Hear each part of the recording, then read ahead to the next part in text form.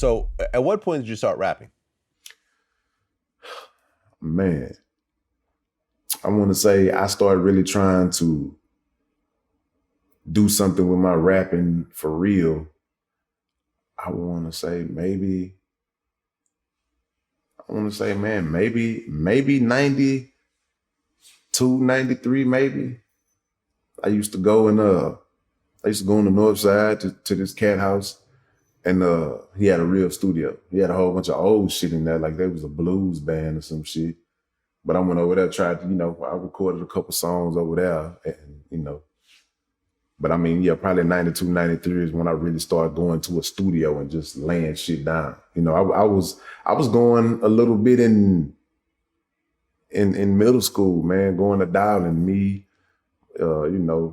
Johnny Flowers and Errol McCullough. We had a group. I forget the name of the fucking group, but we were going to go record this shit way back then. But I mean, on my own, yeah, about 92, 93. Okay, Gorilla Mob was the name of the group? Nah.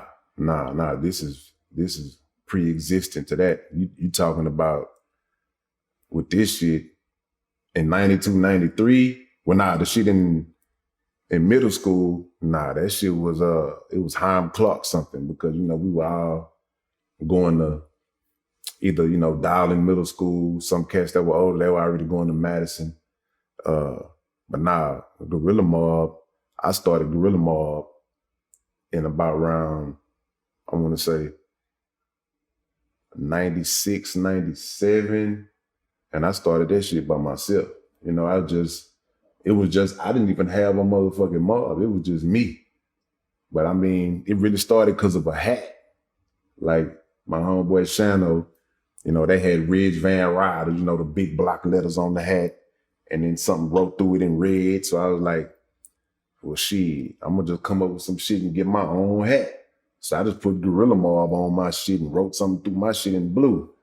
I ain't even have nobody to put in that shit yet. But I mean, yeah, this other shit was early 90s when I started doing the shit in Hyde Club.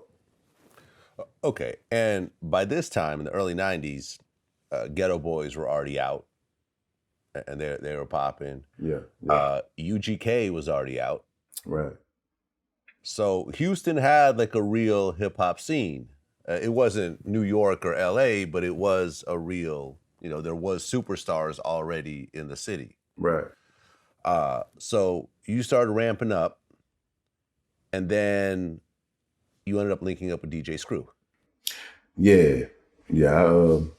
I linked up with DJ Screw originally, I want to say a little bit before my freshman album, before Look What You Did to Me, without really hooking up with him. Of course, everybody in the city been to his house to buy a cassette tape at that time with no CDs. But he used to try to, well, not try to, but I mean, he used to go to a gas station where my play sister worked at. And, she invited him over to the house a couple of times. So it was a lot of times I'd wake up and be like, man, who this little fat dude that keep walking out the door, you know what I'm saying, type shit. And like, oh, that's DJ Screw. And she was telling like, hey man, my brother be rapping, and that type of thing.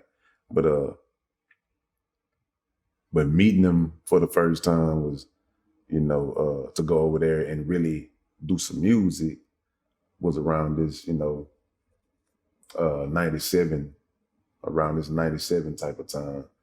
Meeting him, letting him know that I rap around 97. And I ain't make it over to his house until 98. Okay. And how big was Screwed Up Click in Houston at that time? Shit, man. I mean, to be honest, you can't even really say, because I mean, you just knew the rappers. You know what I'm saying? You knew who was rapping on tapes. But I mean, the Screwed Up Click, like you gotta understand, it's everybody that's in the clique don't fuck with each other like that. Like it wasn't no enemy shit. But like me and Mike D, we probably hung out. Then you had Big Hawk and Kiki, they hung out. You had Chris Ward and Big Pokey, they hung out.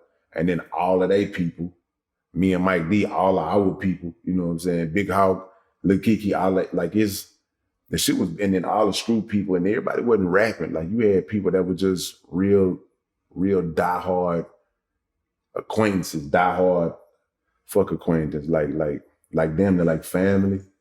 So I mean, the screwed up clique was larger than you knew. And to be a part of it, you'll be like, shit, because you ain't finna hear no goddamn, no radio. You finna hear something double beating going real slow when a car passed by. I don't give a damn. I mean, police cars, you was hearing screwed up music everywhere. And to get on one of them tapes was like, motherfucker kill to do that shit. Yeah, I mean, I actually looked up the Wikipedia page. There's 30 total members in Screwed Up Clique. Well, probably rap dudes, but I would have to say actual just screwed up clique. Cause I mean, you got to count, like Screw made so many people part of his thing, but we only really just know about the people that he introduces, you know what I'm saying? The Zeros, the Lil Flips, the Kikis, the Hawks, the Big Steves, the Pimp C's, like that's who we know about because we fans and we listen to it, you know what I'm saying? But like when you actually go over to the house, it's 30 people in the house and ain't none of them motherfuckers, about probably 3 or 4 of them are rappers. You know what I'm saying? I'll give it that shit at least 250 plus members. Cause I mean, you go to the screw shop right now, you can't forget Big A. You can't forget Big Bub. You know what I'm saying? You got Shorty Mac. You know what I'm saying? You got like it's so many people in there, man. And then you got like the new DJ Red. You know what I'm saying? He was rocking. You had ACT. I mean, like family members. You know what I'm saying? So I mean, that shit goes deep.